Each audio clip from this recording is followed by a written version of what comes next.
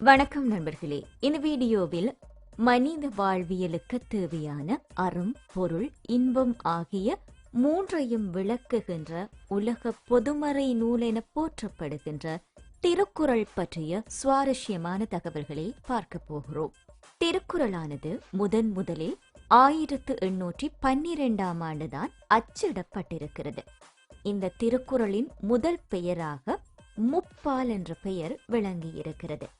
இதில் மொத்தம் 133 அதிகாரங்களோடு அறத்துப்பாலில் 380 குறட்பாக்களும், பொருட்பாலில் 700 குறட்பாக்களும், காமத்துப்பாலில் 250 குறட்பாக்களும் இருக்கின்றது. திருக்குறளில் உள்ள மொத்த குறட்பாக்கள் 1330.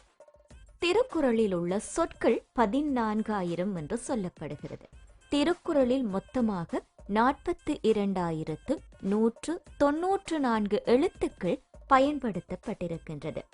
இவற்றில் தமிழ் எழுத்துக்கள் 247இல் 37 எழுத்துக்கள் இடம்பெறவே இல்லையா. திருக்குறளில் இடம்பெறும் இரு மலர்களாக அனிச்சம் மலரும் குவளை மலரும் இடம் பிடித்திருக்கிறது. திருக்குறளில் இடம்பெறும் ஒரே பழம் நெருஞ்சி பழம். திருக்குறளில் குன்றிமணி என்ற ஒரு விதை பற்றித்தானாம் திருவள்ளுவர் கூறியிருக்கிறார். திருக்குறளில் பயன்படுத்தப்படாத ஒரு உயிரெழுத்து ஓ. திருக்குறளில் இருமுறை வரும் ஒரே அதிகாரம் குறிப்பறிதல் என்ற அதிகாரம்.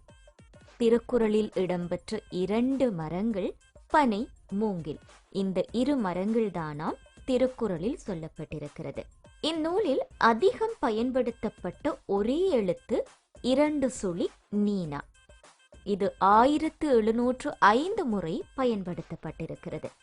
திருக்குறளில் ஒரு முறை மட்டும் பயன்படுத்தப்பட்ட 2 எழுத்துக்கள் கொம்பிளவு லீயன்னா மற்றும் ஞானா. திருக்குறளில் இடம்பெறாத 2 சொற்கள் தமிழ், கடவுள்.